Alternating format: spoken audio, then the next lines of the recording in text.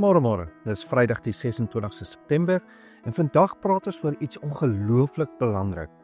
Hoe God die bloedlyn van Jesus bewaar het, ten spyte van elke aanval van die vyand. In Genesis 4 vers 25 lees ons, en Adam het weer sy vrou beken en sy het 'n seun gebaar en hom Set genoem.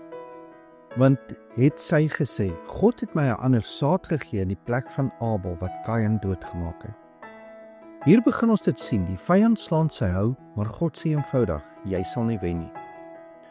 Kyk hoe Satan probeer het deur die eeue, toe Kain vir Abel doodgemaak het.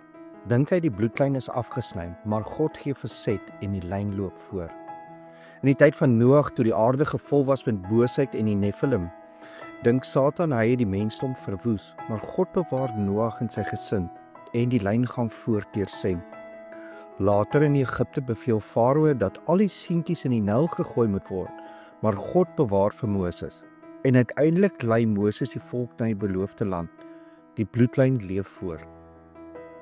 En dan gebeur iets pragtigs. In die geslagsregister van Jesus lees ons van twee vroue wat niemand sou verwag het nie.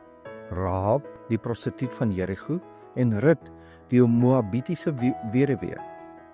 Hier wys God, sy genade is groter as die vyand se planne. Selfs die wat buite gestaan het, word deel van die lyn van die verlosser. Satan se haat hou nie op nie. Hy probeer Dawid doodmaak deur Saul se jaloesie en vervolging, maar God hou Dawid vas. Hy gebruik Herodes wat beveel dat die seentjies van Bethlehem gedood word, maar die kind Jesus word bewaar. En uiteindelik by die kruis dink Satan hy wen, maar dit is juist daar waar die belofte uit Eden vervul word. Die slang se kop word vermorsel. Die boodskap is duidelik. Elke aanval wat die vyand teen jou bring, is reeds onder Christus se oorwinning. Jou stryd is werklik, maar die uitslag staan vas. God wen. Kom ons bid saam. Here, dankie dat U plan nooit misluk nie. Dankie dat U selfs in my donker oomblikke groter is. Here Jesus, dankie dat U die bloedlyn van verlossing deur die eeue bewaar het, sodat ek vandag kan weet, U het reeds gewen. Help my om vas te hou aan U beloftes en nie bang te wees vir die vyand se planne nie. Ons bid al hierdie dinge in die wonderlike naam van Jesus. Amen. So, verklaar vandag saam met my.